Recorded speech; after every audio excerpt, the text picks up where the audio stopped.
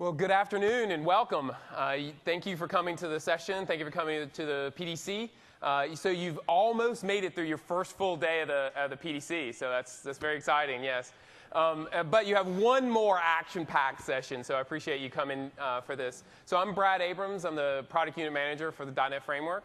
And I'm Christoph Swalina, Program Manager on the .NET Framework team. So, Chris, we've been working on the guidelines together for a while now, haven't we? Yeah, it's like 10 years. 10 years. Can you imagine? We've been working on kind of solidifying and collecting and being good stewards of these set of guidelines for over 10 years now. So a lot has changed over those last 10 years, and even more has actually stayed the same over those 10 years. So this weekend I was rummaging around my office and I actually found this. It was a one-page design guidelines document that we had about 10 years ago, the first thing. And I got this done and I tacked it on the board of all the developers on the team, and I very naively thought I was done with the design guidelines effort.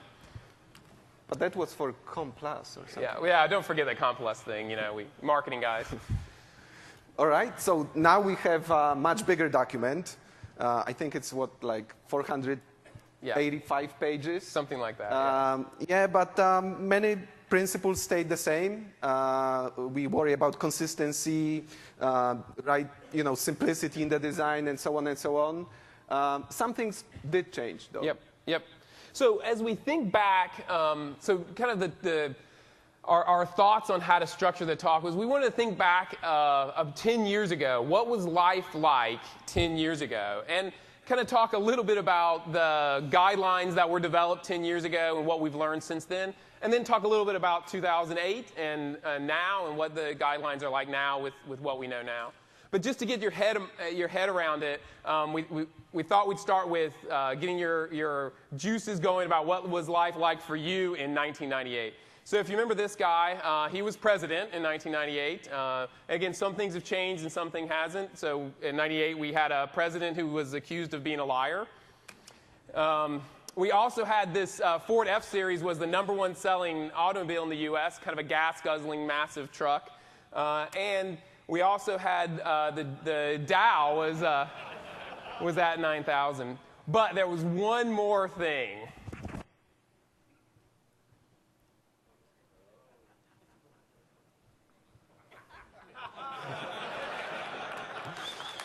All right. So let's look at 2008. So we have a new president, if we can show him.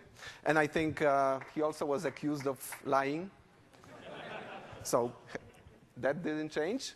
Let's look at the cars. I think we do drive slightly different cars. I've heard that you have to wait like 6 months to get this small thing. And Dow Jones was 9,000 when we were preparing the slides like 3 days ago. Right now it may be slightly different. So let's talk about now about software and design of the software. And we're going to start with things that were applicable to member design 10 years ago. And though many of the things actually just stayed the same. There's nothing different. Absolutely. And then I'm going to talk about, so Brad is going to talk about the 1998 member design. I'm going to talk about the 2008, some new additions and some new things to consider. But I think there's one more thing. Yeah, one more thing. If I do it, he has to do it. That's the deal. Yeah, exactly.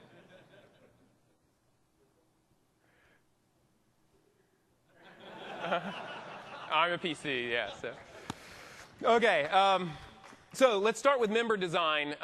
To keep with our theme, to get your juices going. In 1998, I was watching Star Trek Voyager, and if you remember, Star Trek Voyager, the crew of the Voyager, they found themselves 75,000 light years from Earth and had to learn new ways of communicating in the Delta Quadrant. At the same time, in 1998, the crew of the .NET Framework found themselves 75,000 miles behind Java and had to find whole new ways of communicating with developers. So when we think about communicating with developers, what can you do? If you're building a framework at the scale that we are with the .NET framework, we can't pick up the phone or even send an email to all the developers to explain how to use our framework. Really, the best way to communicate with developers about your framework is what are the artifacts you leave behind? What evidence do you leave within the framework? So when I think about that evidence, I think it's things like properties, methods, and events, constructors. Those are the clues that you're leaving, the artifacts that you're leaving in your framework. So let's just go through a few of those. So the first one is constructors. So you could certainly write constructors this way. We see people doing this sometimes. But you know, one of our principles, one of our guidelines here is that constructors, they're really meant to be lazy. What you really need to do in constructors is just capture the argument. Rather than doing a bunch of eager, aggressive work in a constructor, just capture the argument. And then later, when you know you need that, go ahead and defer that work until then. This is really important because lots of times you may create that, you may run that constructor without ever actually using that instance. And so you want to be really conservative about what you do there. So our rule here is to only capture the arguments. So the next thing is properties. And I can remember actually when we introduced properties into the .NET framework. Again, this was way early in the late 90s. And we didn't have properties in the original design of the framework because, you know, they're just methods under the covers. And so we had built large chunks of the .NET framework without properties. And so we had to go through and be really explicit on what we meant by a property and what was the developer contract with that and be really clear about that. And I think at the time, Chris Anderson actually checked out the entire source tree for the .NET framework and made this change to properties. So that was very cool. So property getters, we think of those they should be very simple, and so they should have no observable side effects, and they shouldn't throw exceptions. So remember, developers, even though these things are modeled as, even though these things in the implementation under the covers are actually methods, developers usually think of them, our customers usually think of them like fields, and so they should behave like fields. So in particular, you should be able to set them in any order. So if there's some order dependency, then you probably want to model that as a field, as a method instead. And so comes the discussion that we have a lot about, or we used to have a lot, about when something should be a property and when it should be a method. So if you think about the concept, if you think about the thing you're trying to model, really, it should only be a property if it's a logical attribute, if it's a field of that type.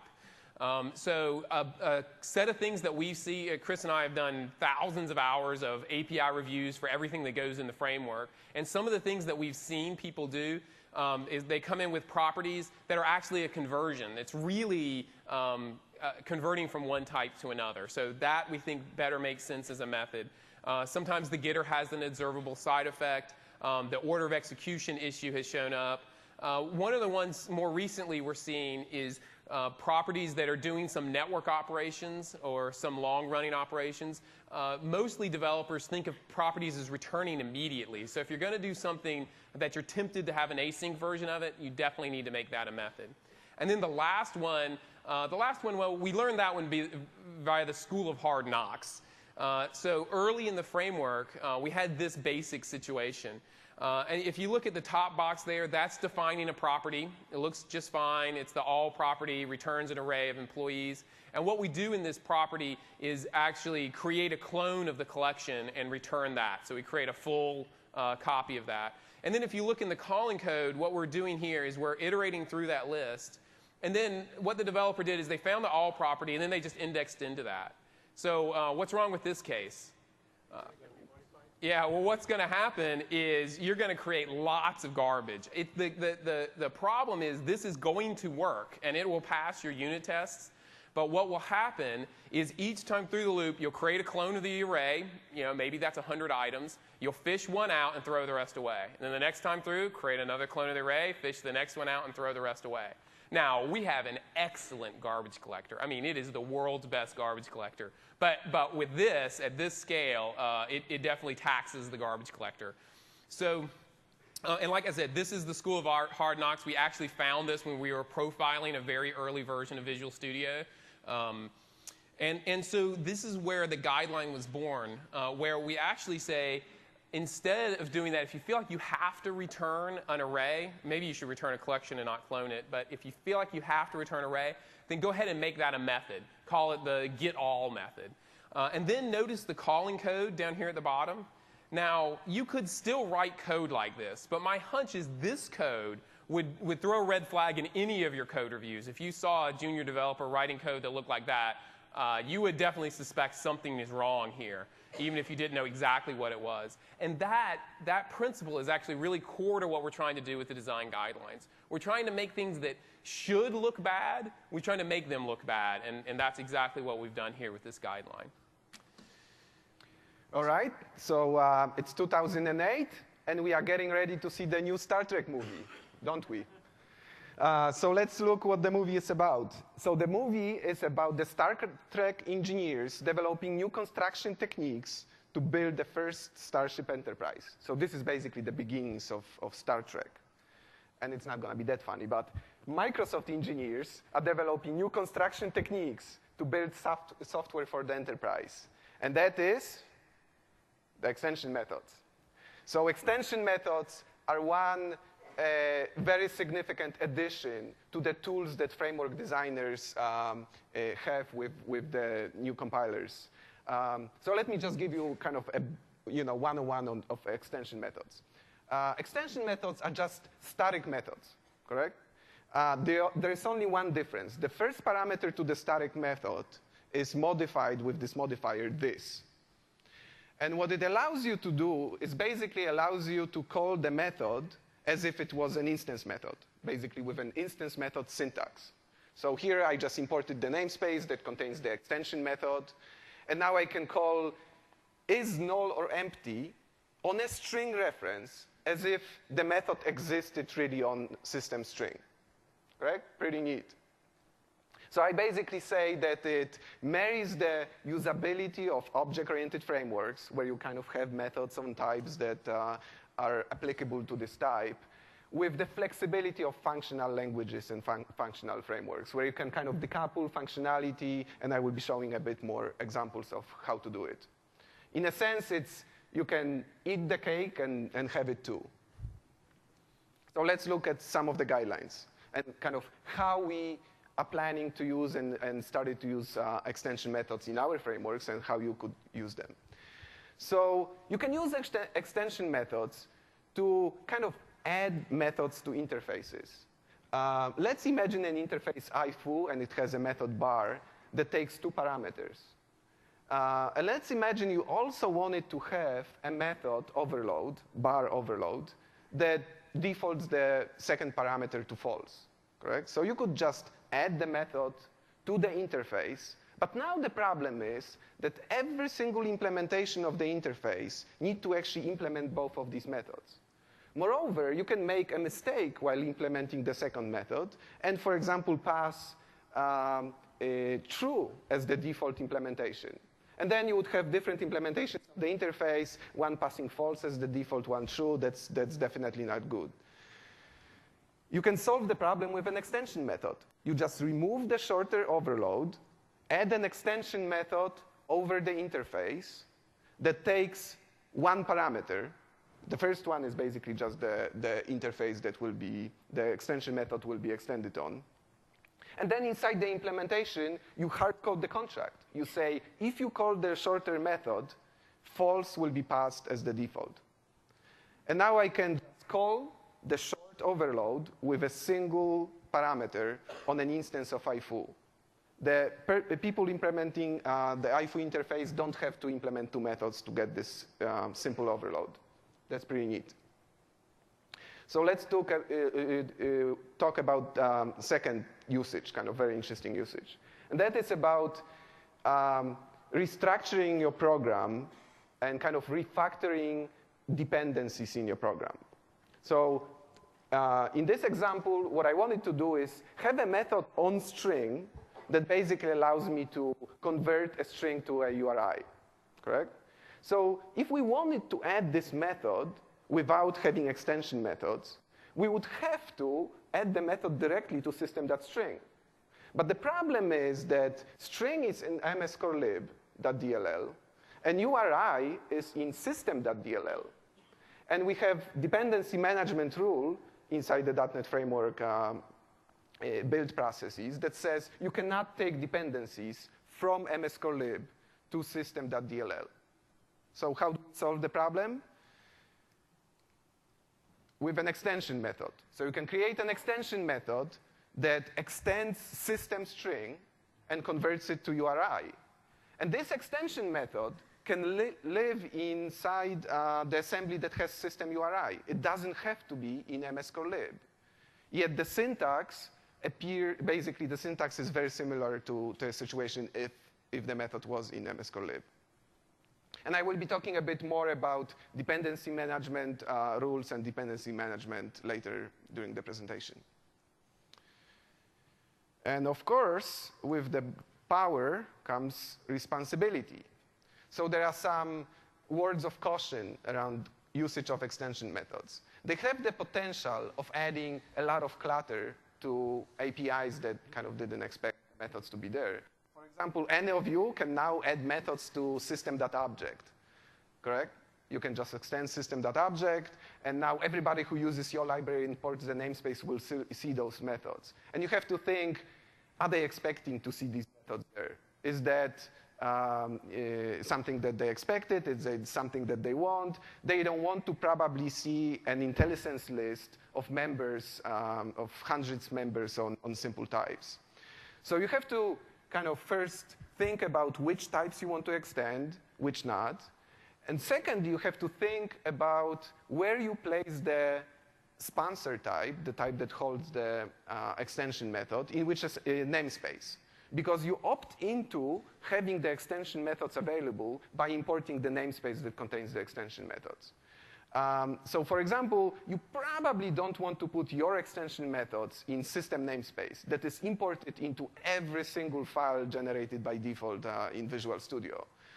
Maybe you want to put it in your domain-specific namespace, just like I put the toURI method in system.net namespace.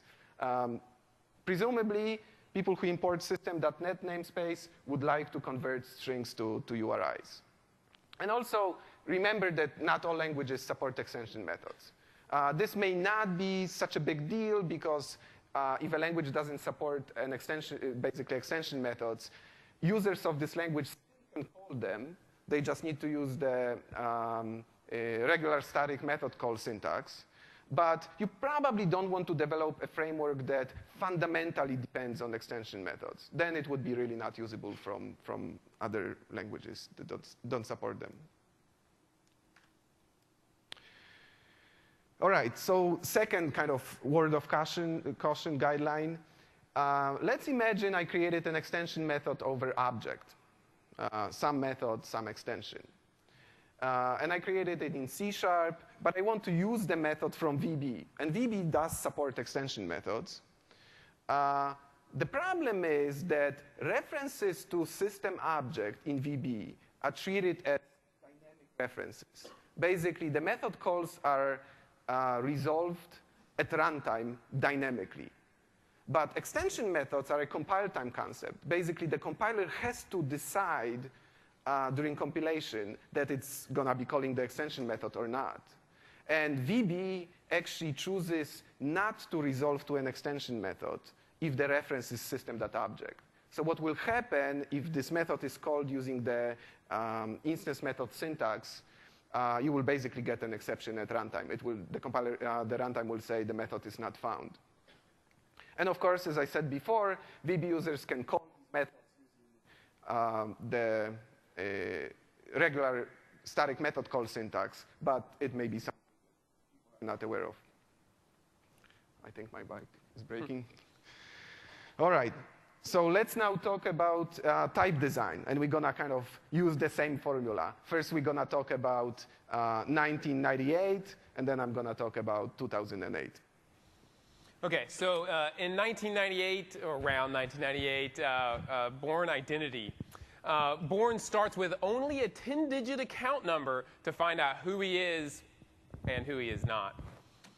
Around 1998, we start with a 10-page design guidelines document on a quest to find out who should design, how we should design frameworks and how we should not. Okay. I'm often asked kind of what is the biggest problem we see in framework design. And actually, I had a chance to talk a few years ago to Anders Hausberg about this, about, you see tons of people building frameworks. What is the most common problem you see when people are building out frameworks, the most repeated problem? And I got to say, his answer is the same one that I think Chris and I see a lot as well. And that's basically the story I'm going to tell you here. Maybe you'll see that it resonates with your own experiences. So our main character here is a bright young engineer on her very first project. And she's very excited to jump into that. And what she needs to do, the requirements are to create a class that models a car and give us a way to start the car and drive the car. So that's basically her design task. And so she does the first model, and it looks pretty good. It basically meets the requirements. But then she has a little more time, and she's eager to really impress her manager and wants to go do kind of extra credit stuff. So then what does she do? Well, after consulting a little bit more, reading some UML books, she figures she needs to kind of create a broader thing. But then actually, if you step back from this a little bit and you think about the different kinds of cars, actually, is this actually expressive enough? Maybe you really want to think about a whole other ways to design it, and make sure we get toy cars and stuff. And anyway, make sure you have a full-on design of this thing. Again, a very good impression on the first design. But then reality starts to hit. And I don't know how it is at your development shop, but at mine, at some point it becomes time to ship. Schedule pressure comes to play. And when it's time to ship, it also usually becomes time to cut as well. And if you're in that situation where it's a schedule pressure time, oftentimes you don't go back and revisit the core requirements. Oftentimes you just look at what's not done yet. What's not done yet, what has the most bugs, and you just start going through and start slashing stuff, right? You just start finding the things that have bugs, and we just start cutting those until you have something left of the design. But it's simultaneously not meeting the core requirements, but also still a little bit too much to what you need. So what happens is in V1, you go and you ship a framework component with wires still kind of hanging out of the box. You're still kind of partially done, and it doesn't seem like a complete coherent framework. So hopefully you're not thinking of any part of the .NET framework as I described that. But actually, that's not the worst part of it. As we've learned over the years, one of the big learnings we've had over the years is that version 2 is super important. And what happens here in version 2 is now you actually have a concrete customer requirement to add, say, color and model, but you're kind of blocked in a way. Like now you know the right way to model those, but because you've done a partial implementation of it, now you're sort of stuck. So in retrospect, it would have been better to do a lot less in V1, and then you would have had the freedom and the flexibility to add the stuff in V2. And that really is our moral. Our moral here is to do as little as possible now, as little as possible, not less than is possible, but as little as possible now, to ensure room for extensibility in the future. So to give you some ideas of some concrete guidelines that kind of help support that, I want to talk a little bit about framework extensibility and what different extensibility mechanisms we have in the framework. So an obvious one are abstract and base classes and when you should use those. So generally speaking, I've found that you should prefer broad and shallow hierarchies. What happens if you get up to the whiteboard or you open up your UML design program, you go crazy with a very complex nested hierarchy, is that hierarchy represents a set of contracts and responsibilities. And the further you go down the chain, the harder it is to describe and maintain those hierarchies. So generally speaking, it's a very rough rule of thumb, you should start to question if you're adding more than 2 additional hierarchies from wherever you happen to be starting from. Just question and just make sure, are the contracts really clear and crisp? Can you say it in one sentence? And then consider making the base classes not constructible. That is, don't have a public constructor for your base classes. If you're building something that's intended to be the root of a hierarchy, then don't give it a public constructor. And that makes it very clear, both to your customers as well as, equally important, your own design team about what we intend to do with this type. This is intended to be the base.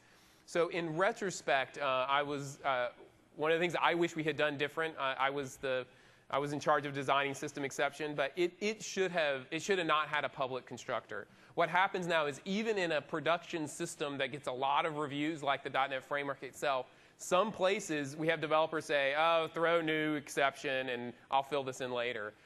So because we have that public constructor there, they're tempted to go do that. If we had not had that public constructor, then it would have forced the issue that they need to at least think a little bit more to figure out what they want to throw.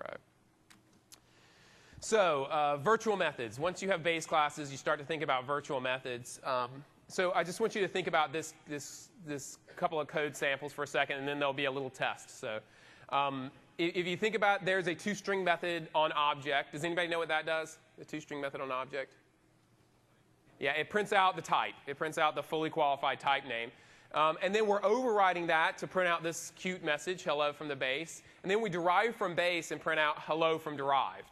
Okay, do you have that burned in your brain? Okay, now a couple of questions. So what gets printed out by each of these? So I create a new instance of derived, and I call d.toString. What gets printed out? Hello from derived. That's right. Okay. And then the next one is I cast that instance to the base, and I call toString on that. Derived, base, anybody? Okay. And then I cast that to object, and I call toString on that.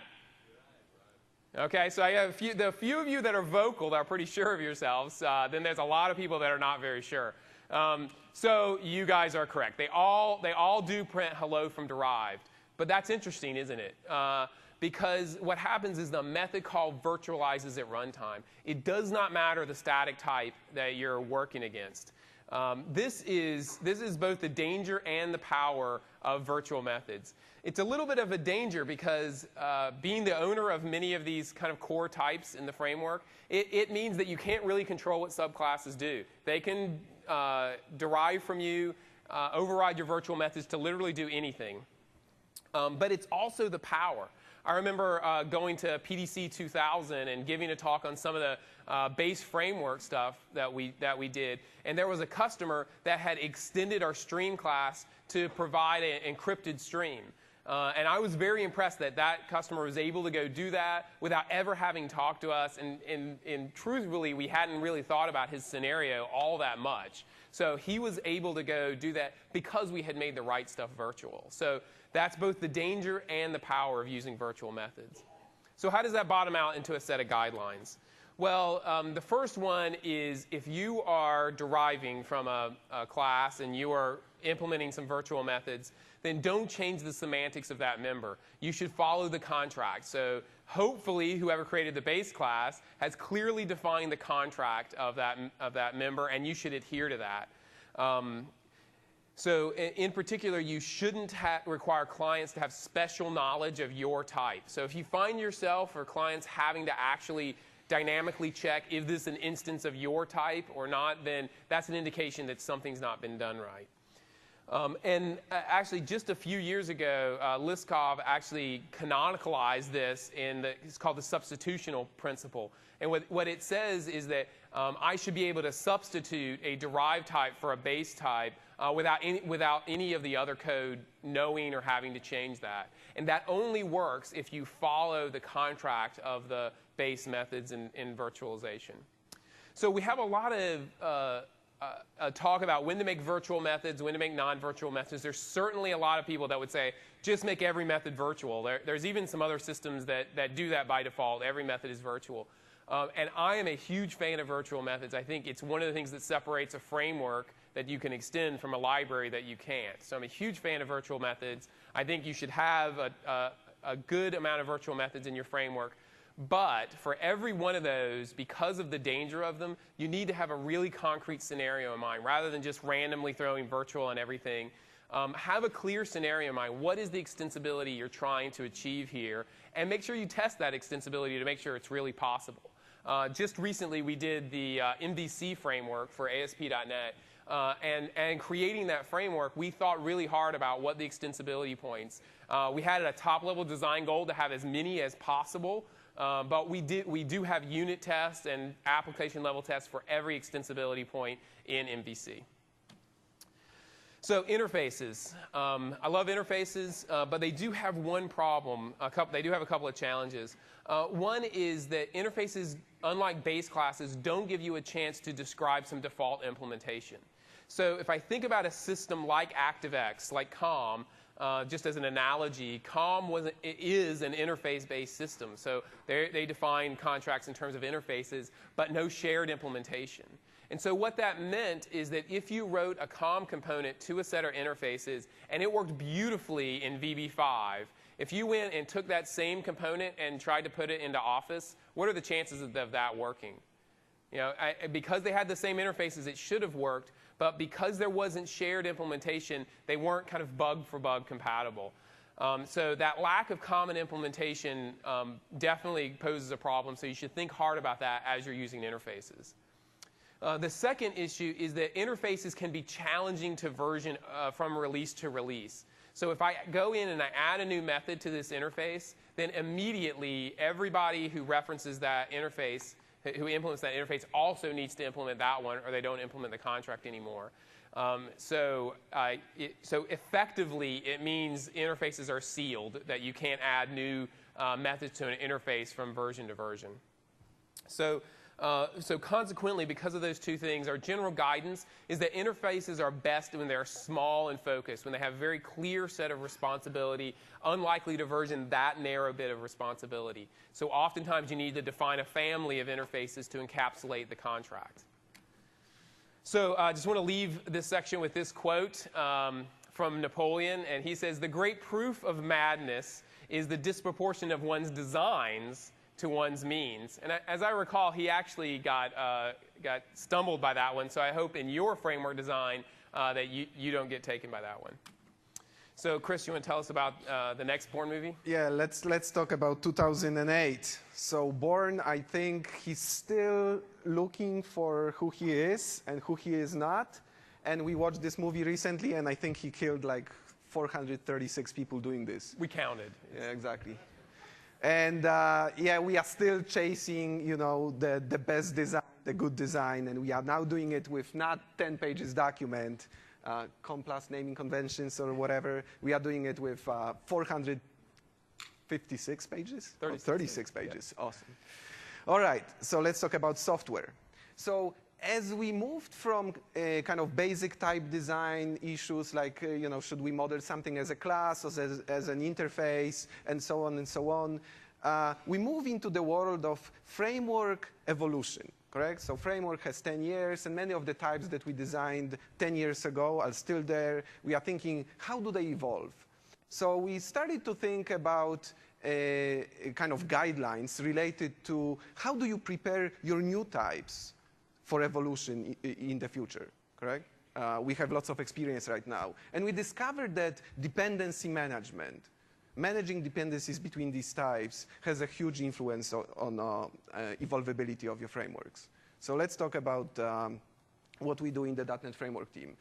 You don't need to read the labels on all of those boxes, but basically the boxes represent components in the .NET Framework. Those are set of types that constitute a functionality, a feature area, and they evolve and version kind of on its own timetable, correct? Some of them shipped in version 1.0, a timetable starts, and some of them shipped later. We divided the components into several different layers, and now within our build process, we actually have dependency rules whenever a new check-in is made to basically verify that we have the right dependencies between the components. So how do we do it?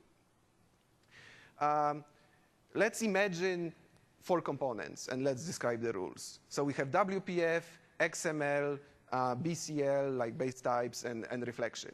And reflection and BCL would be something in the very bottom of the stack, like MS Core Lib assembly. And WPF and XML are higher on the stack. And the purple line basically indicates the division between layers. So we basically disallow upward-going dependencies. That makes sense, and I was talking about this before when I was talking about extension methods. We don't want dependencies from MS Core Lib to system just to add a method to cast a string to URI. And then horizontal dependencies are kind of on per approval basis. So actually we have a program manager on our team that manages this process, and he, together with architects on the framework team, decide whether a horizontal dependency is okay or not.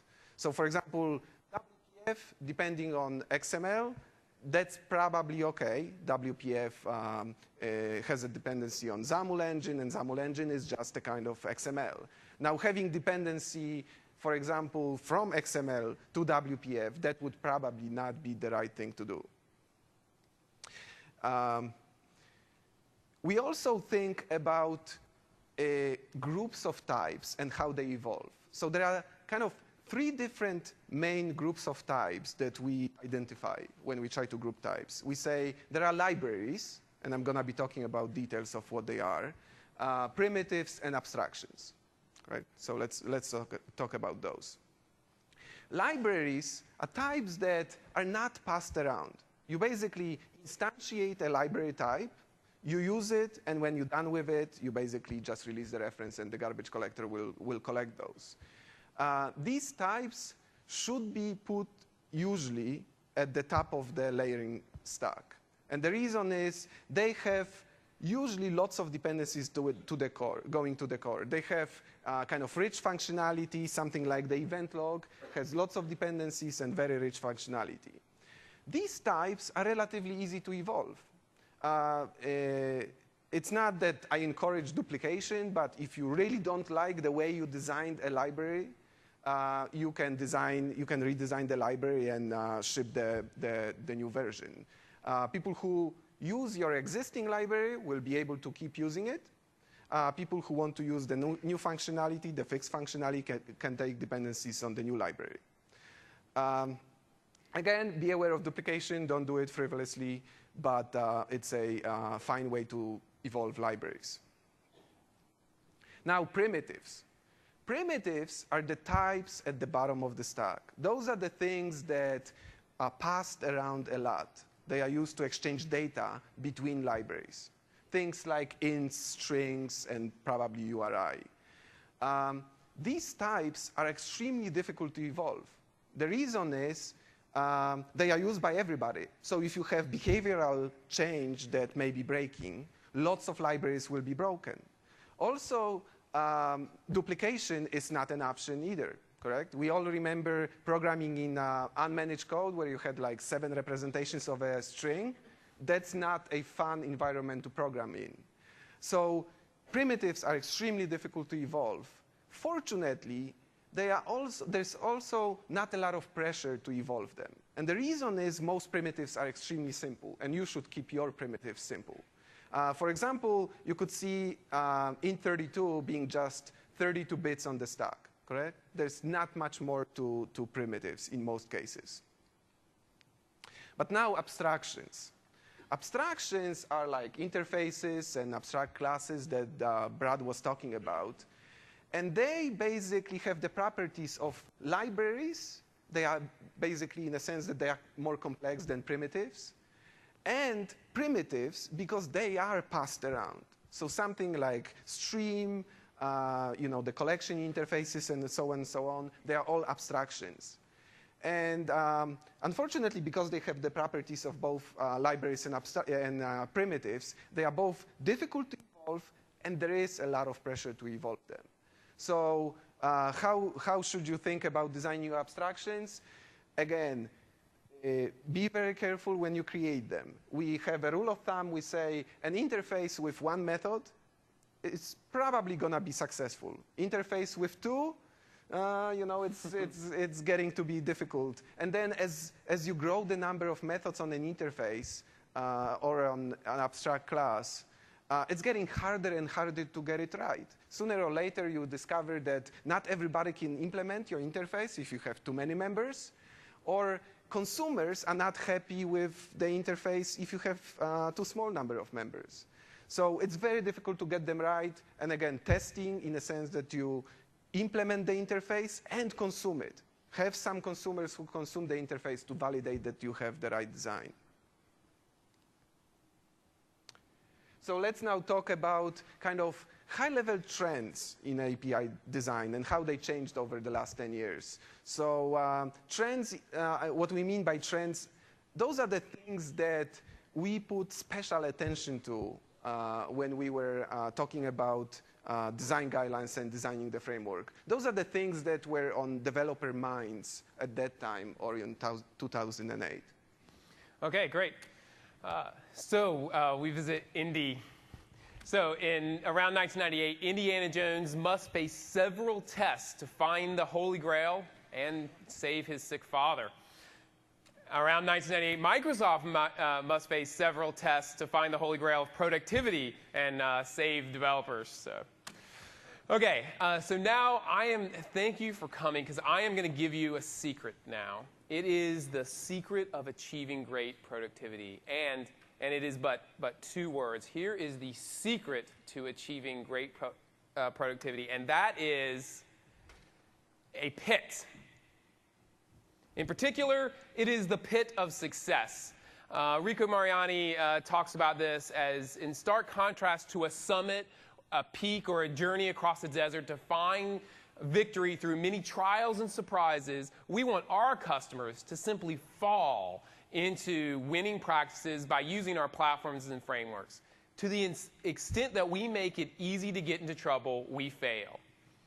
So I want you to think about the frameworks that you use, at your job that you've designed, that maybe your coworker designed, the guy that left last year designed, or pick on some part of the .NET framework for this exercise. But think about it for a minute, and think about, is using that framework correctly, is it like scaling a mountain where you have to train for years and years to have the right skills? You have to buy tons of equipment in order to figure out how to scale this mountain.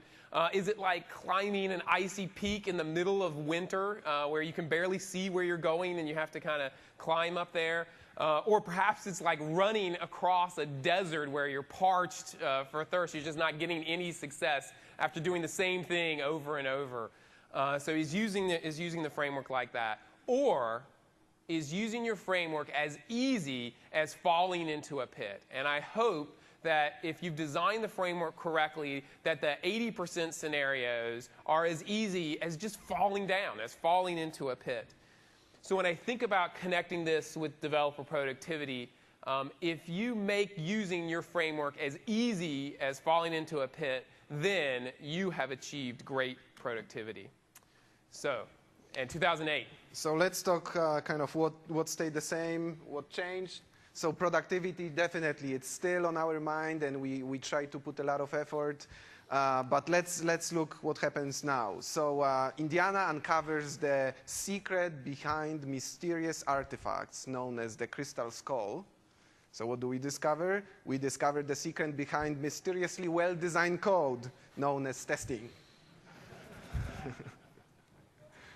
Okay, so I'm going to talk about test-driven development. So this is just like productivity. We kind of build the culture of productivity on the .NET Framework team, and now we are trying to push the culture of test-driven design, or testability in general. So test-driven design basically means that if you write your tests first without having the code written, let the tests run, let them fail, and then write code and verify that the tests now don't fail, you're going to achieve 2 things. First, you're going to have tests for all your code, correct? Secondly, you're going to design only the features that are important. You wrote a test, you wanted to verify some functionality, and then you wrote software to make the test succeed. So when we design frameworks, we need to think about how our framework makes it easy or difficult to write tests on top of software that uses our frameworks. And there are 2 important things that you should think about. That is, what are the heavy dependencies from my framework?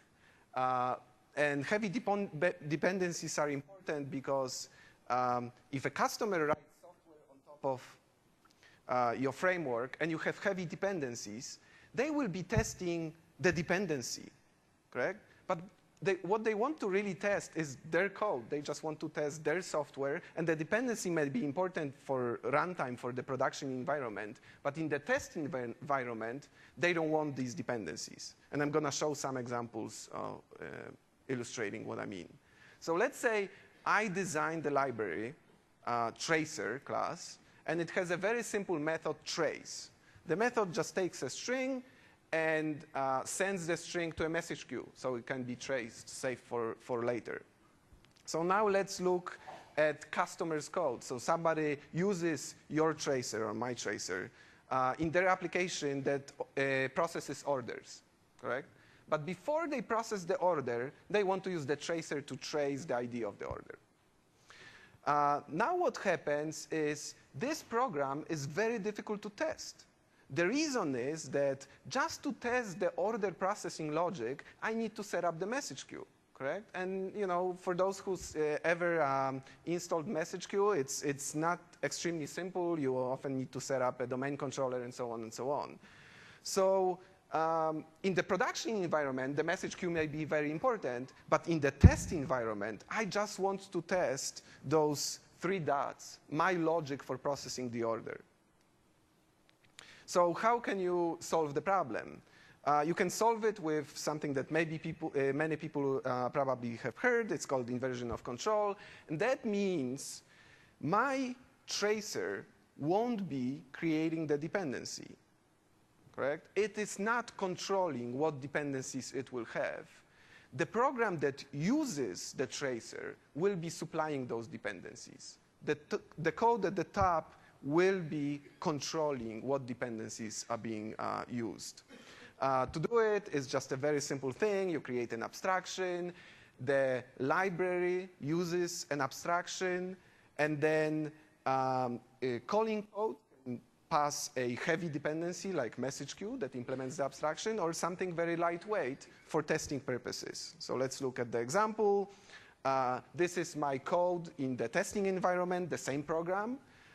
Instead of passing a message queue listener, I'm passing some very simple listener that will be used for testing purposes, like file listener, or you can even pass a null listener that doesn't do anything, and then test just the order processing logic, correct? Simple thing. There's one problem. In the previous example, the test still was hard coding the listener that is being passed to my tracer.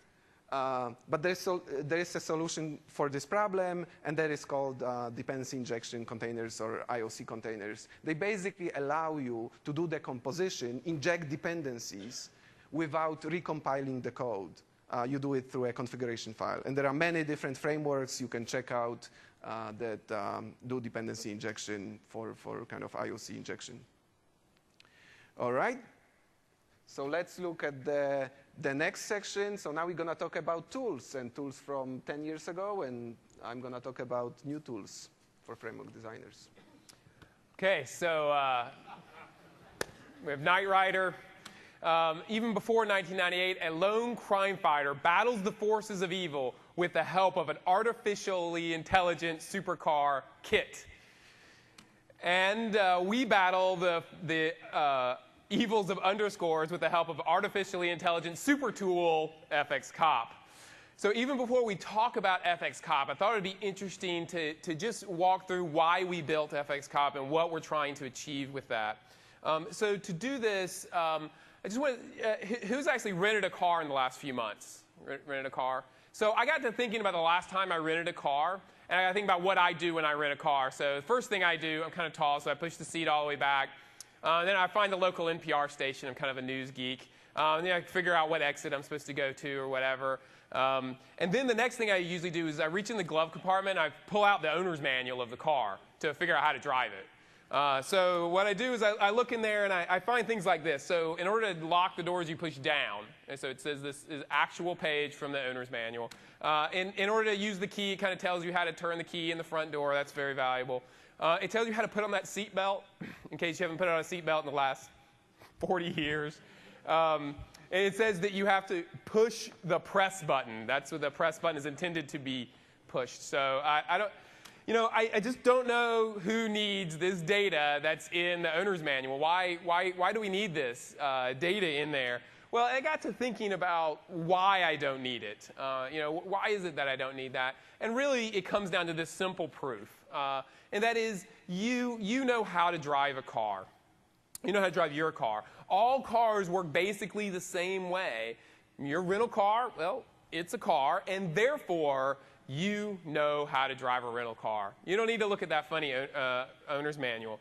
So this is what I call the power of sameness. Because manufacturers have agreed upon these common principles on how the turn signal works and how to open the door, that's the power of sameness. Because cars work all the same way, you don't have to invest that time in reading the owner's manual. So that principle of the power of sameness, it permeates all the guidelines that we've created. And maybe it actually helped you save time, because some of the guidelines, many of them have a firm basis, but some of them are we flipped a coin, but we flipped the coin and we wrote it down, so now you don't need to argue about it anymore. So hopefully that can save time within your work group. But give you an idea of how some of these, I won't call them coin flicks, but some of these things manifest themselves. Naming conventions is probably the biggest one that I think people waste time arguing about. So I just offer you these as the standard we use in the framework. Obviously, other things will work, but this is the standard in the framework. We use just some terms first. We use Pascal casing. That's thanks to Pascal. As you might imagine, Anders Hausberg was deeply involved in version 1 of the framework and advocated strongly for this. We also use camel casing. That's where the initial letter is lowercase and each word has an uppercase, and it sort of looks like the hump on a camel's back, so that's why it's camel casing. And then screaming caps we don't use at all. We don't believe in screaming at developers, so we don't use those. So just how these fall out, basically it's simple. All publicly exposed members use Pascal casing. That should be easy to follow. And then parameters are camel cased. And it's funny, Chris and I were just talking about this yesterday. 10 years ago, this was a hot topic, Hungarian notation. Oh man, I remember I came to the PDC in 2000 with a slide that looked very similar to this to explain why we were moving away from Hungarian notation. And I really expected to really get given a lot of crap. But I really don't think, at this point, there's a lot of debate now. Hungarian notation was fabulous for the time that it was created for, when there was loosely typed languages, where the IDEs were not as mature as they are today. But today, it's just not necessary to encode that type information. So we get rid of Hungarian notation no matter what form we find it in. And then while we're on the topic of naming, abbreviations, I find that any culture, any group of people working together forms essentially their own language. And that is very necessary for efficient communication within your set of people. The jargon that you use, I'm sure a Microsoft conference, if this is your first Microsoft conference, I'm sure our language is full of a lot of jargon. I'd encourage you to keep that jargon out of your framework. And I think abbreviation, acronyms are all kind of examples of where that jargon is really kind of concentrated. So our general rule on this thing is, I found actually that I'm not a very good test. For groups that I'm in, I'm not a good test about whether that's a jargon term or widely accepted. So usually what I do is I have this, what I call the search engine test. You go up and you open your search engine of choice, you type in the term, and you see what the results come back, because that's a general kind of summary of the world's knowledge. And if it comes back to mean exactly what you think it means, then fabulous. But if it comes back with a bunch of other meanings and it's not clear, then maybe you should use a more descriptive term rather than the jargon. So for example, we do use words like HTML and XAML, which are kind of abbreviations. HTML is hypertext markup language. But I would imagine many people on the planet use HTML and never know what it stands for. So I would argue that HTML passes the search engine test, and therefore it's a word and should be treated like a word. But while we're on naming, naming is a really hard part of framework design. That's probably one of the things we spend most of the time discussing, what is the right names, because that is a very important artifact that you leave in the framework. So do spend the time to come up with the right names. The idea is to be as meaningful as possible, but be very brief. We have to use some kind of grammar, some kind of spelling dictionary. The .NET framework is localized into 26, 36 some languages in terms of the documentation and the developer base all over the world. More than half of the developers that write to the .NET framework are not native English speakers. But we have to agree on some common spelling, some common dictionary. And so we sort of flipped a coin, but we decided to go use US English. And that was, unfortunately, there were a lot of developers from England that was working on the UI framework at the time, so we had to go through and make some changes. But it gives us consistency, and that is the main point. And then the next one here is the principle of least surprise. And what you want to do is do naming in a way that doesn't surprise developers. It's what they would expect. And one key way to give them what they expect is to look for prior art. We've been working on the framework, as we said, for 10 years now. There's a huge monster set of prior art in terms of framework, both from Microsoft as well as from third parties out there. Chances are pretty good that the concept you're trying to describe has some prior art. So while there may not be anything inherently wrong with number of elements, I'd argue that maybe count is more, it has some prior art to it in the framework, and you should consider using that instead. So now to tools, to FXCOP. FXCOP is essentially our tool for adhering to this power of sameness, because these rules can get somewhat tedious sometimes. Again, power of sameness, what it's about is being consistent everywhere. There's nothing better than a tool to do that. So I remember that sheet I showed at the very beginning. One of the developers I handed it to, Eric Christensen, he went and over the weekend, he wrote the first version of FXCOP because he didn't want to have to remember those rules. So a classic developer solution. So I would encourage you, if you're not already using FXCOP as part of your build process, as the free standalone tool, or in the tool that's integrated into Visual Studio, I'd encourage you to check it out and see if it can help make your frameworks you build more consistent. All right, so let's talk about the sequel to Knight Rider. So in this TV show, our hero gets a new engine, 550 horsepower solar hybrid engine, biomedical scanner, and military satellite access. So we talked a lot about managing dependency and evolving the frameworks, and you get new tools to manage dependencies and compare different versions of your framework. And no military satellite access yet. Maybe someday. So let's talk about those tools. One is called Framework Design Studio. You can get it from the link. And this is basically a tool that allows you to load two versions of the same assembly and compare the differences in the APIs. So it shows additional APIs, it shows removed APIs. It allows you to just view the types that change and not all of the types.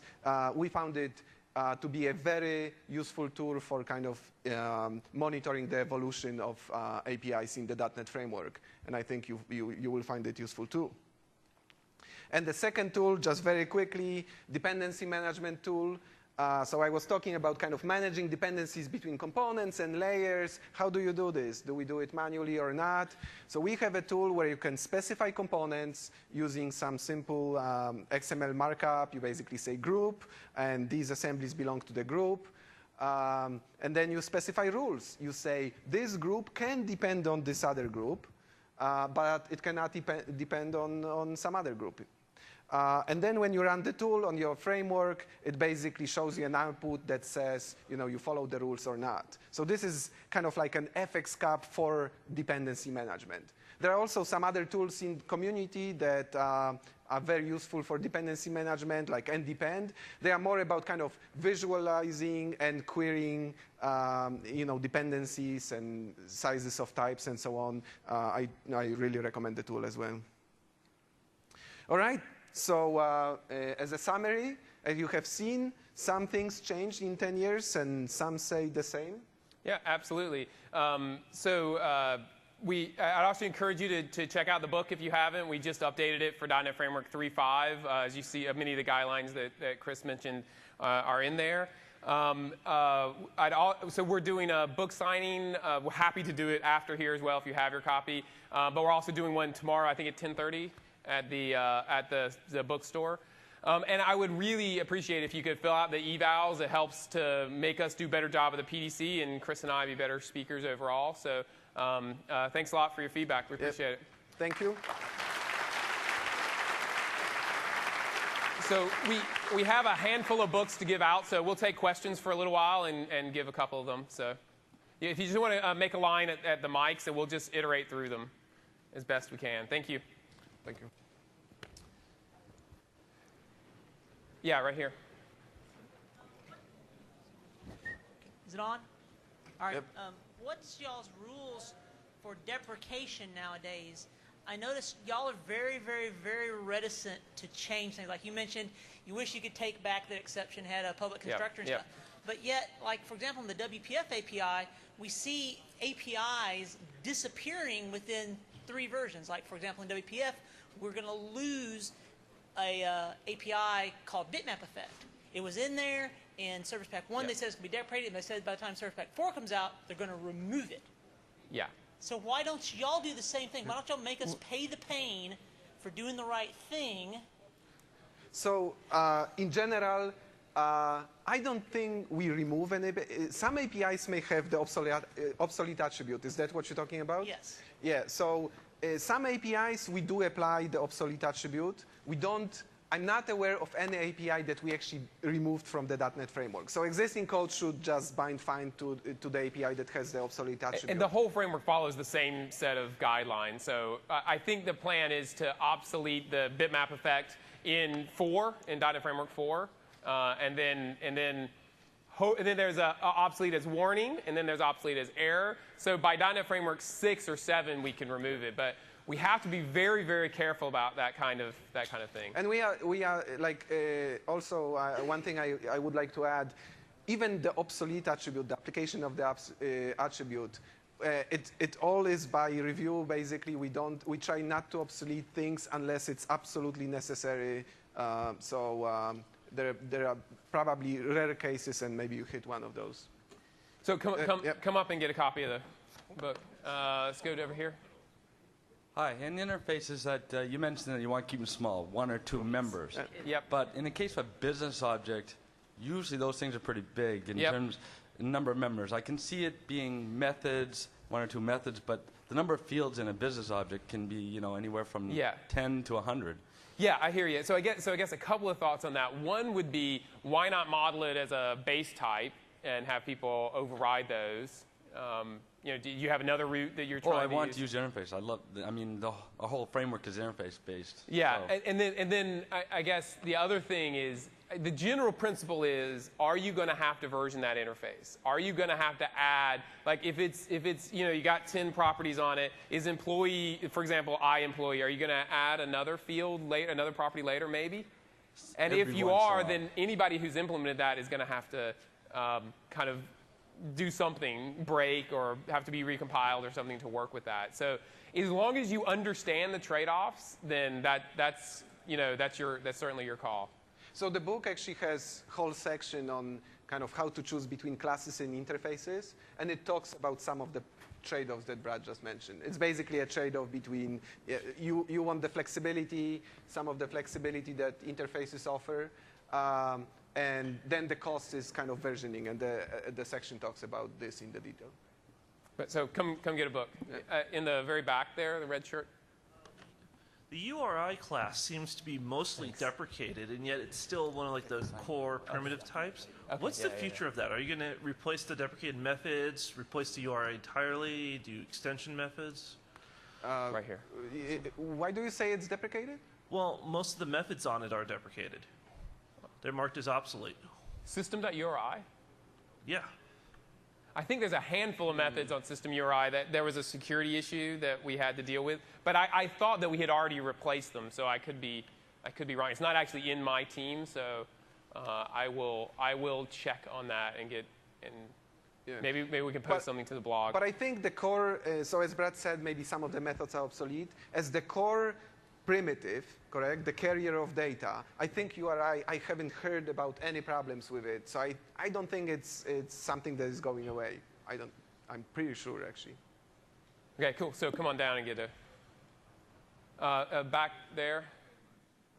We're in an era of rapid deprecation of native code, like direct play and whatnot going away quickly.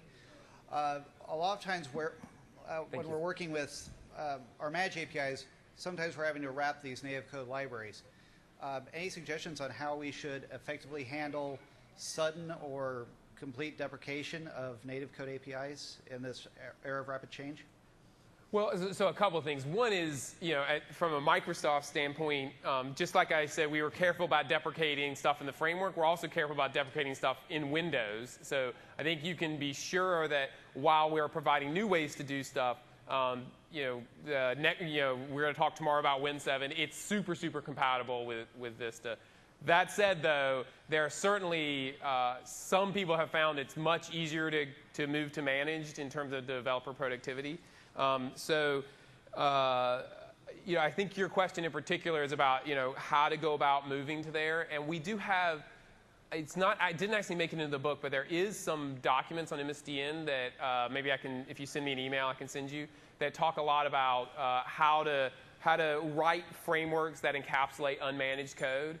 And that's a really common scenario. What you do is you basically take your quote best developers and you have them go write a framework that just wraps native code, and then you to the breadth developers, they just use the manage interface that presumably is very well designed and works really nicely.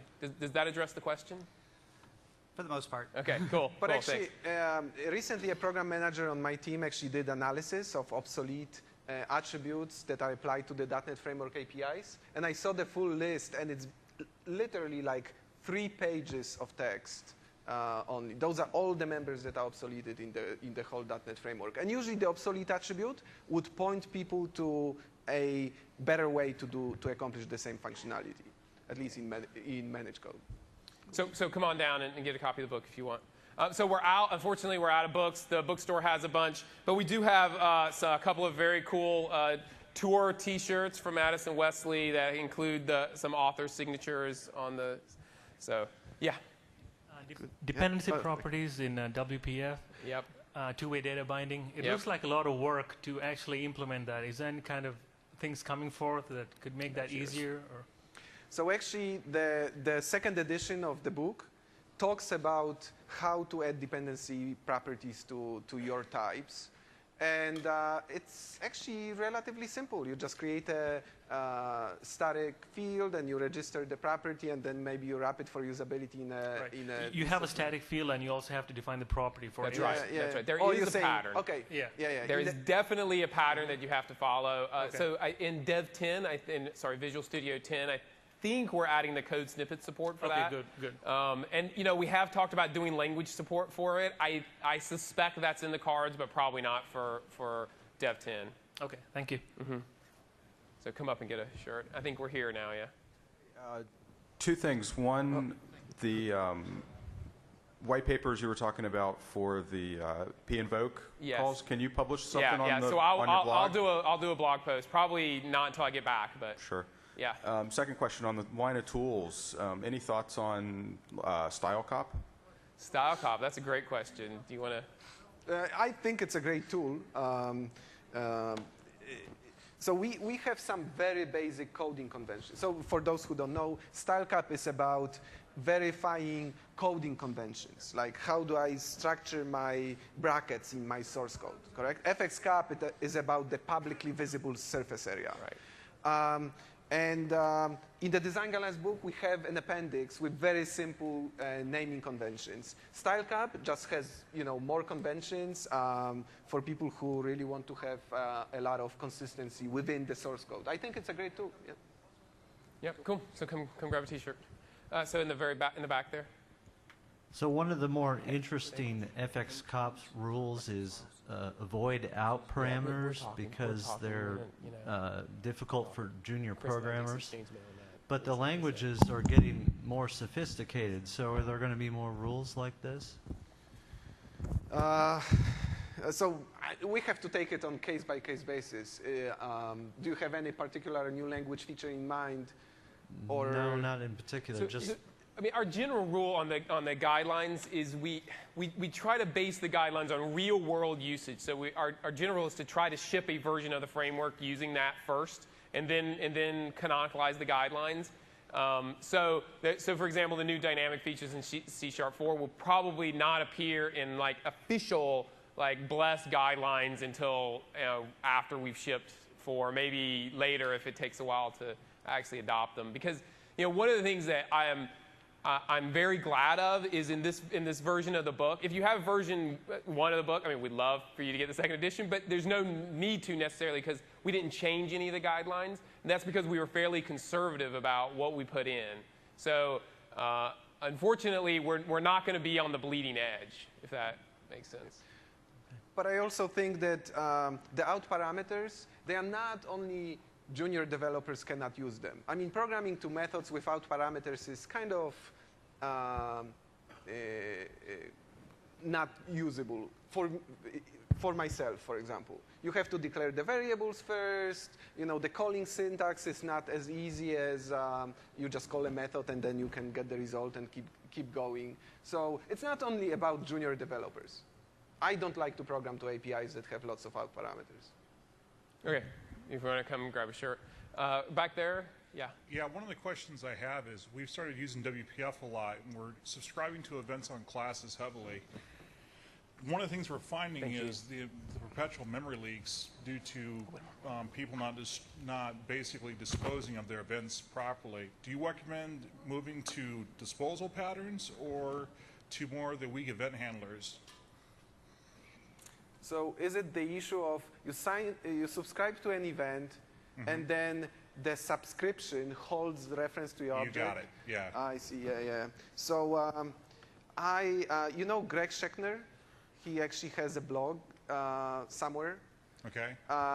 There's actually a blog entry about this specific issue. So I'll blog that one at the same time I do the unmanaged code one. And he basically had a blog entry with some tricks showing how to use weak references to sign up for so you would recommend more of the weak references then? Because yeah. there is overhead on weak references. Yeah, I read the blog entry and the proposal, and I think it sounded reasonable. I now don't remember the details, so I cannot say. But that's something definitely to look into. And if you have more questions about this, email either of us. Okay, thank you.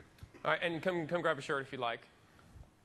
So unfortunately, we are now out of shirts as well as books, but we do have, there's always more. And we do have this handy-dandy .NET Framework 4 poster where we're just kind of looking at what's new in the framework, the universe of the .NET Framework. So we have a handful of these. So where were we? Right here. Cool. I'd rather have the poster. Awesome. I've got 2 questions. The first is really short, though. You talked about dropping Hungarian notation in .NET. I think it's a good thing. Okay, good. However, I assume the one exception to that is interface names. The interfaces. Yes, thank you for asking that. I think of there's kind of 2 answers to the interface question. The answer I like, so I think the question is, we do use a Hungarian-like thing by prefixing interfaces with I. I conveniently dropped that from the discussion earlier. I wasn't going to let you get away with it. Yes, thank you for reminding me. There's kind of 2 reasons for it. One, that's a really non-trivial one, is kind of homage to COM. I mean, if you look at the developer heritage, not only that I personally have, but the masses of developers is from COM, and COM being very interface-based, we felt like that was an important thing. The second thing, though, is that interfaces in their usage in code, we do see them used in kind of very different ways than classes. And having them stand out in a way that's in your face, that these things are different than classes, I think really does help. So I was just noticing last night, I was leafing through the book, and Jeff Richter has an annotation in there about this issue. I think he clarifies it really well with basically the same argument. My second question is, what are the guidelines on catching system.exception?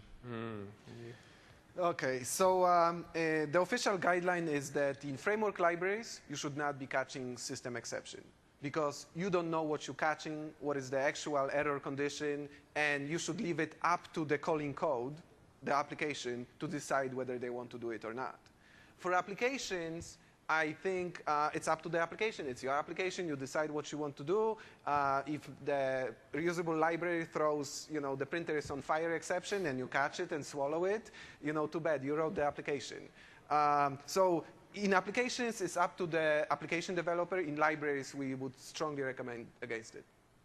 Thanks. Cool. So come grab a poster. I think we're here now, right? Or did I skip? No, I'm right. Yeah. Do you have any thoughts on documentation and any guidelines for writing API documentation?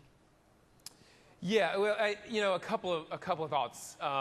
One is just kind of process. It's amazing how much of framework design reflects the organization and the processes that you use.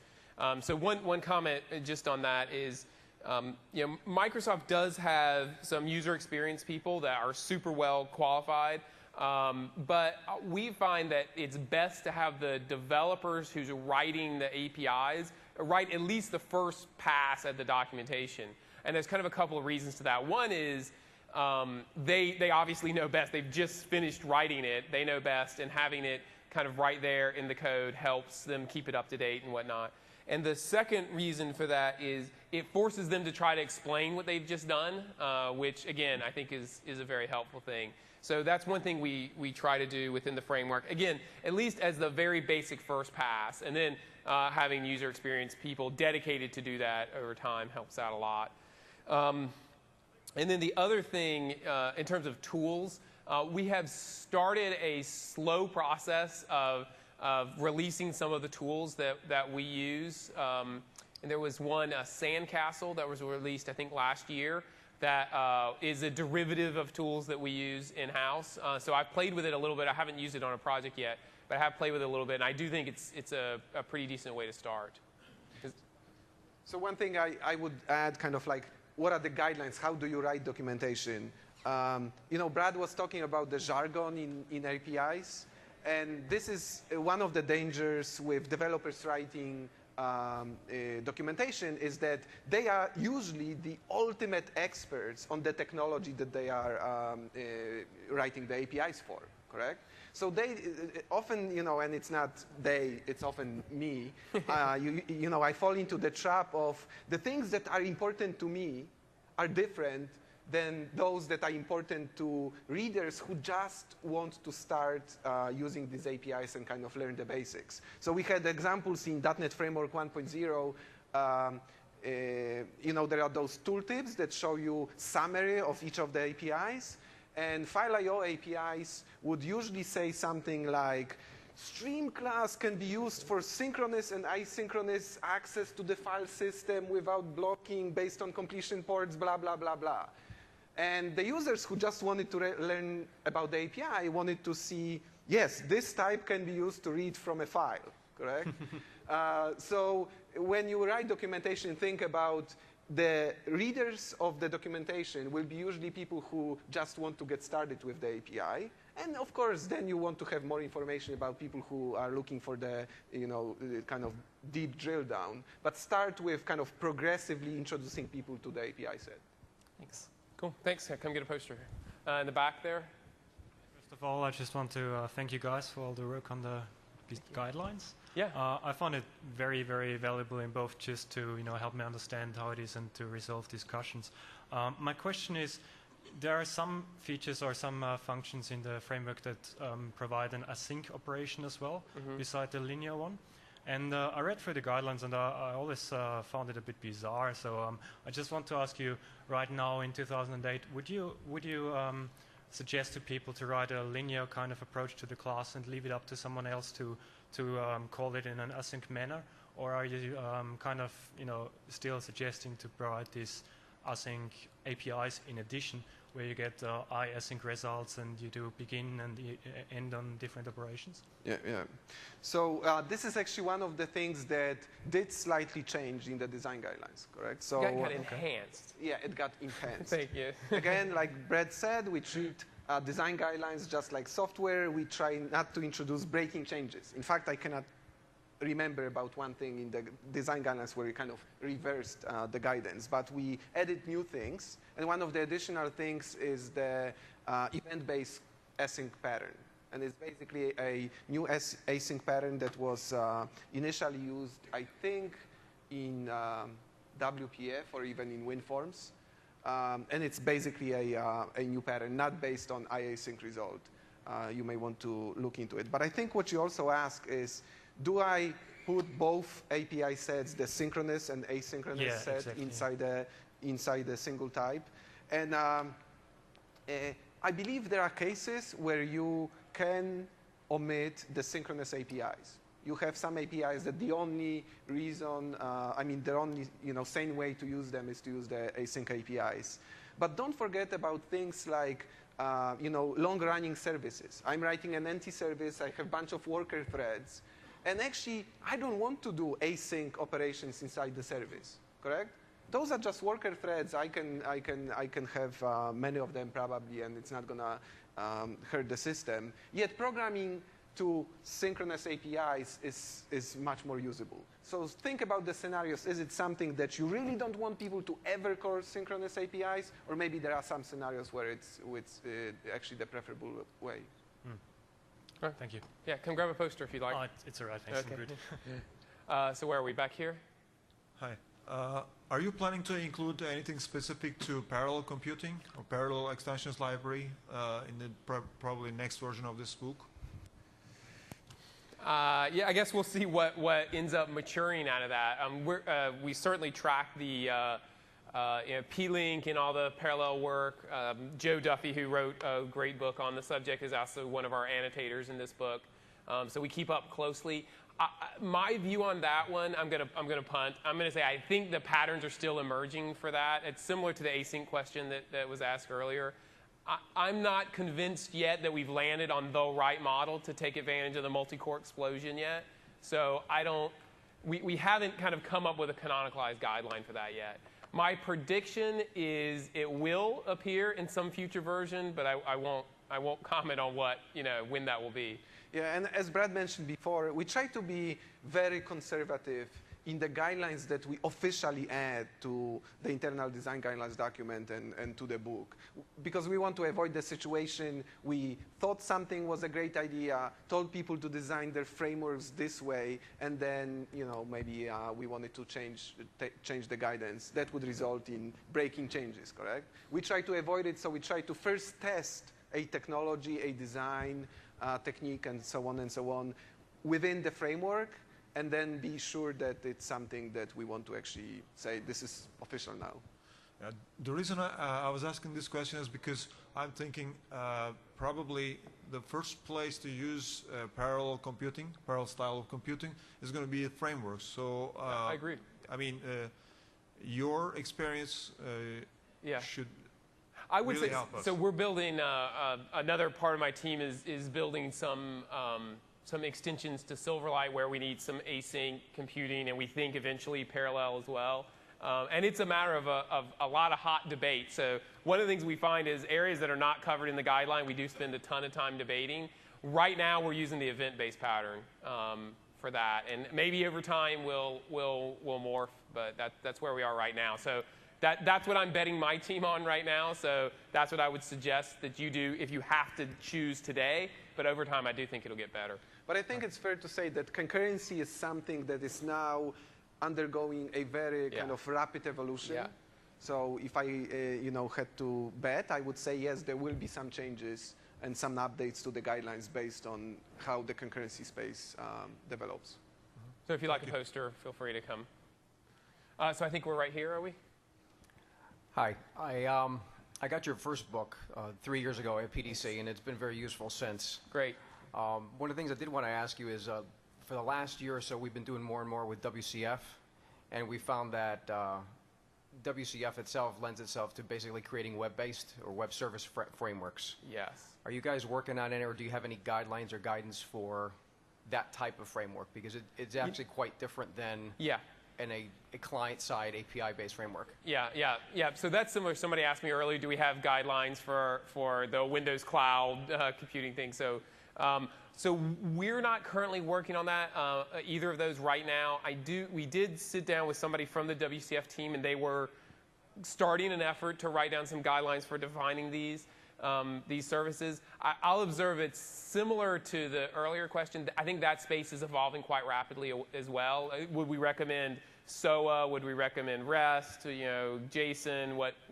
What's kind of the right formats for that kind of thing? So. But if you send me mail, I will connect back with that person and see if they got anywhere on that, or at least what the status is there. I mean, my question was really more about the specifics, because when you're creating your actual service contracts and your data contracts, what they actually transform to on the client side is often different, and they will behave differently. But I think the reason that we didn't go into the space is that between us, we designed probably like 1/3 of the base framework, and so we have lots of experience designing actually object-oriented APIs, and we basically wrote the guidelines in the book about this. We actually don't design web services, so we don't want to claim to be experts and start publishing guidelines. But there are people who do that, and as Brad said, they probably have some guidelines. So come grab a poster. So I think we're right here now, are we? Yeah, I have 2 short questions.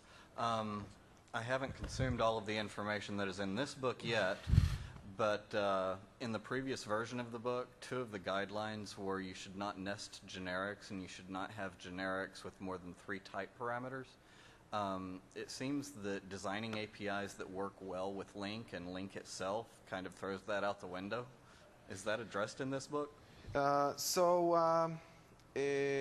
I think both of these guidelines were kind of avoid guidelines. So one thing that we say in the preface of the book is actually there are no guidelines that are absolutes, correct? So even we have guidelines for those who don't know, kind of very strong guidelines, do and do not, and weaker guidelines, consider and avoid. Even the strong ones, you will always be able to find an example where violating the strong guideline is actually the right thing to do. Okay. And I don't know the specific APIs which you're talking about. I mean, some of them may be, but there's, at some point there's a lot of, there's no substitute for human intelligence, correct? Like FXCAP won't be able to design the right API for you. But kind of the main intention for the guidelines was for us to describe the trade-offs and then let people decide maybe for Link it does make sense. And specifically for Link, we did add a new section to talk about how to implement Link and iQueryable and whatnot, and the patterns, right? Yes, I did notice that. Yeah. My second question is, we are starting to see a lot more interfaces that have constructor requirements just because of testability. We're following the same guidelines around iComponent that has the component concrete class as an example implementation, so that you don't have to take that hard dependency if you need to derive from something else. Is there a best practice for how to document that requirement, that constructor requirement? Well, I'm not sure I understood. iSerializable would be a really good example. Oh, I see what you're saying. Basically, the question, if I could reiterate, is when you design an interface, you can specify all the members that you expect the subclasses to have, except for the constructor, correct? Right. Yeah, I actually don't know any other way to describe this except in textual form. Yeah, it makes people who need to implement the interface difficult to discover that constructor requirement. Yeah, I guess I would say it's probably one of those that would make me want to just pause for a minute and say, am I going down the right road here? For example, is using some kind of DI solution as good for testability, that kind of thing. And your case may be different. So okay, thanks. So come get a poster if you'd like. I've got it. So where are we? We're back there now. I have 2 questions. The first one is regarding extension methods and partial methods. Is there a reason why that was not extended to properties? Yeah, so I think the C# team is thinking about extension properties, but we were talking about being conservative in the design guideline space. Language designers are even more conservative. So they are looking into it, but they wanted to start with something that they knew they get the design right and they need it for the immediate scenarios, and they are looking into it. But I don't know whether it's something. Yeah, it's not officially. So I believe the status is, at least for C#, is it's been designed, like they know what they would do, but it's not currently on the committed schedule for Dev 10. So I think what you should take away is yes, it's going to happen. Exactly when is sort of, I don't know. Got it. My second question is, as of today, generics do not let you specify a delegate or an enum as a constraint, right? So if you were to write, let's say, a framework where you really wanted to enforce the client so that you can't really, you would want an enum or a delegate type as a constraint and have compile time, static type checking, what would be a recommended way to go about doing that? Yeah, so we ran into I've seen several of frameworks developed inside Microsoft where people were asking about the exact same thing. I want to have a parameter constrained to an enum. And again, this is something that the BCL team was exploring for a moment because, for example, adding something like a generic basically making an enum inherit from enum of T, of int, if the underlying int type, would basically provide a way to specify such constraint. But again, we explore it. I don't think this one is on the table, even like the C# feature, basically. It's something that we explored, looked into. If you think that, that would help in the design of your framework, just, file feedback for the BCL team. You can do it. Or just send an email to me with the example that you have. I think that's what, that would really help. And we can go talk about it. Yep. Perfect. Thanks a lot. Come grab a poster if you're interested. So we're back there, I think. Yeah, so 3.5 introduced the func and the action delegates, which are kind of like weapons of mass destruction for all other delegates. What is your guidance on when to use those and then when to create your own custom delegate type? Yeah. So I think these types are great additions to the framework. I think they will have similar impact to that of event handler of T. Correct? So when you were designing events in .NET Framework 1.0, before we had generics and event handler of T, every single event you had to create a new delegate. Correct? And there was kind of proliferation of these delegates in namespaces that had lots of events. And the delegates, the event handlers, are basically like plumbing. Like nobody cares about them till you actually want to hook up the event. So we added event handler of T, and now I actually observe team who design APIs have less of this plumbing, so it's a good thing. And I think the same thing will happen with functions and with funcs and actions, correct? Like the event handler is a specific delegate that was added, generic delegate. These are general purpose. Now there will be, I think, less and less reason to add custom delegates. The only reason I can think of is you want to have maybe a nicer name and name parameters, but that will be rare. And in addition, I think that in runtime 1.0, calling a delegate was actually quite slow in comparison to calling a virtual method. I think it was something like 10 times slower. Therefore, we even had guidelines that kind of stressed the difference and said, if you want some very high performance extensibility, you should do it through virtual methods, not through delegates. In CLR 2.0, the difference between calling a method through a delegate and calling a virtual method is really very small. So I think it will allow us to design frameworks more and more based on delegates, passed as funcs or actions, and less virtual methods. So I think, yeah, they will have a lot of impact on framework design. Cool. Do you envision a world where all of the other delegate types go away and you have a framework with nothing but func and action delegate types in the future? Yeah, so we had initially a lot of questions about kind of how we evolve, how we obsolete things. We would definitely we don't obsolete or we don't remove types just because we don't like how we designed it in the past. Correct? There's no like correctness issue or a security issue, and we just remove it. So I think it will never happen, or maybe over I don't know how many years we will have those delegates that we have today. New APIs will probably be designed using the as you called it, the weapons of mass destructions of delegates. Thanks. All right, come grab a poster if you're interested. Down here. What advice do you have on the use of nested types in the framework? Yeah, so this is described in the book quite well, and basically we say that you should avoid them. Public nested types. Yeah, public nested. You asked about public nested types.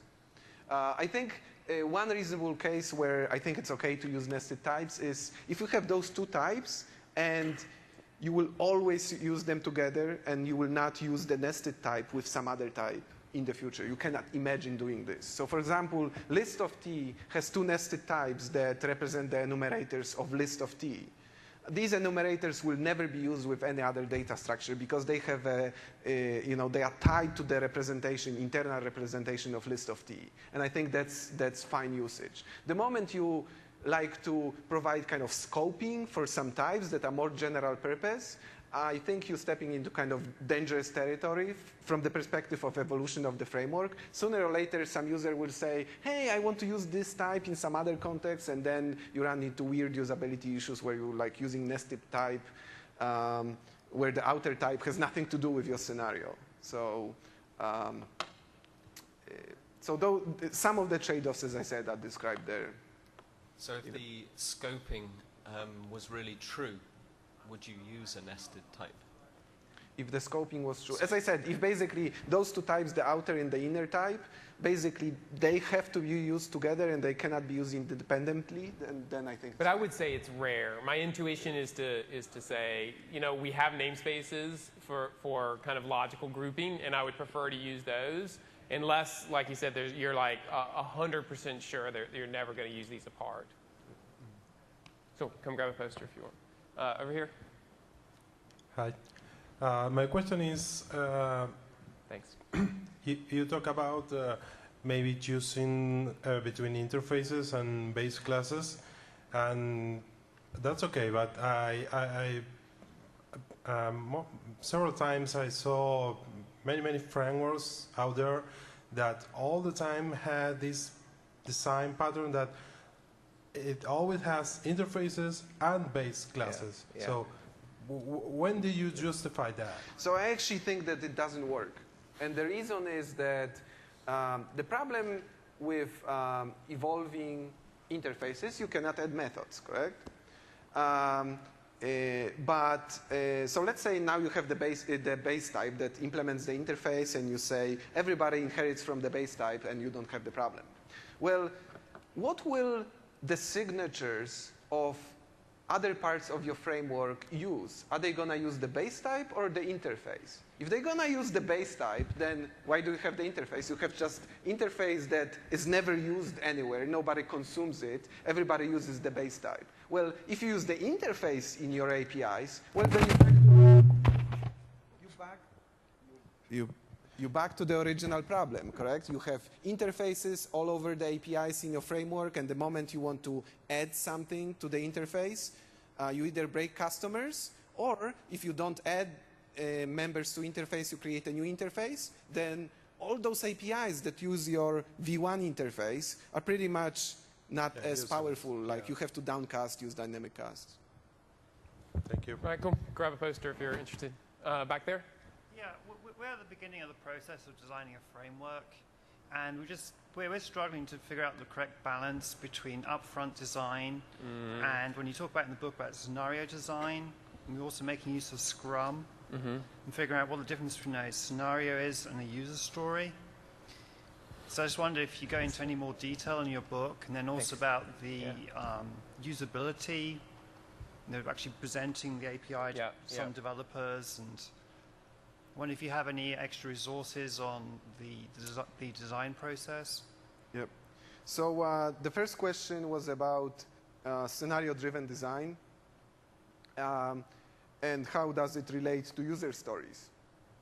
And I think, user stories were invented for kind of probably higher level scenarios. Those are the scenarios of interaction of the end user of the application with the application, correct? And at some point it does map to the internal implementation of the application and therefore the frameworks.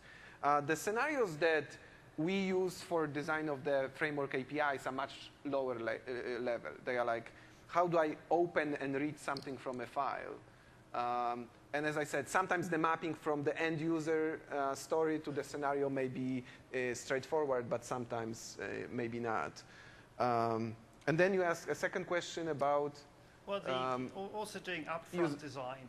Yeah. So we're starting off with nothing. So do you do some upfront design and then start doing, coming up with your scenarios and then writing some code? So it's a mix. Across the teams in the .NET Framework, even the teams on my team, it's a mix of things that happen. I think the ASP and VC, we had is a recent example where we prided ourselves on doing Scrum, but really there was some upfront design. Like we had we sketched out at least the goals, and we actually sketched out some kind of high-level specs in terms of what we wanted to do. So I would say that is, I don't think the industry has figured out what the right way to do that. Certainly Microsoft hasn't figured it out. And then in terms of the, you also mentioned usability studies, just to mention that. There's no, unfortunately, like turnkey, maybe that's the next cloud service will be for usability studies. But I would just challenge you to use the cheapest way possible for you. I found that just if you walk down to the developer across the hall who's working on a different project and you just literally write something on his whiteboard or show him a printout, what would you expect here? That the cheapest, doing things early and cheap can be a lot more valuable than late and more formal and expensive. So, right, because the challenge we've got is, do you do the unit test first and make sure it all kind of works, and then do usability, or do you do it really early on when you've really just got the mock-up of the API? So we usually allocate time. We try to do usability the whole way, but we allocate time at the end to be able to change the APIs based on customer feedback and whatnot. And it's one of the things we think hard about with the unit testing and scenario testing that we do. How do we automate that in such a way that it will be easy for us to update all those tests, because it's just a given that we're going to change all the namespaces and we're going to change all the class names. Like that's par for the course. That doesn't surprise anybody. But actually, the initial API design that we do for many APIs is done just on paper. We don't have any code whatsoever. We just write those scenarios, write code samples as we imagine developers will want to use the framework API, because it allows you to kind of churn very rapidly early on. And for some framework APIs are like we've done them for years. Like, how do we design streams, correct? You have slight variations in the way the streams are designed, but we pretty much know. Many APIs, when we start on them, we have no idea what the object model should look like. And then I think it's very useful to just have it on paper, and so we can churn very quickly. So unfortunately, we're gonna get kicked out. So one more question. So come grab a poster. One more. Yeah. I've got two actually. Okay. Well, we'll try to be briefer with the answers. Yeah. You guys focus a lot on framework design and with the book NFX COP, and thanks for that. But of course, that your guidelines are used by application developers as well. Yeah. Naming guidelines are obvious, but also in FX COP you've got these rules like calling is null or empty on string and so on. Yep. And yet some of the rules don't seem to apply to applications. One example that we've heard is about catching exception. Yep. Do you have any plans on differentiating the rules between what applies to libraries and what applies to frameworks, or both? Or yeah, and it's certainly something we've talked about doing in FX COP, is having different default rule sets. So, for class library project, it would run the framework ones, and for an application project, it would run a different subset. But it's just not something it's good feedback. We should do that. in terms of the framework guidelines themselves, you know, our day job is not to write the book, it's to design the framework, so we're probably going to focus a lot more on that going forward. If somebody's interested in writing the application framework guidelines or something, maybe we could partner with them or something on that. And was there a follow-up, or? Yeah, I was just thinking about that last one that you said, but let's skip that. About writing rules, and then specifically FXCOP rules, you've had that question like 100 times, but still there's no documentation out there. For writing FXCOP rules? Yeah. It's good feedback. We will definitely pass it on to the team. So, okay, well, we have to wrap up, so we got a handful of more posters, so please come on down.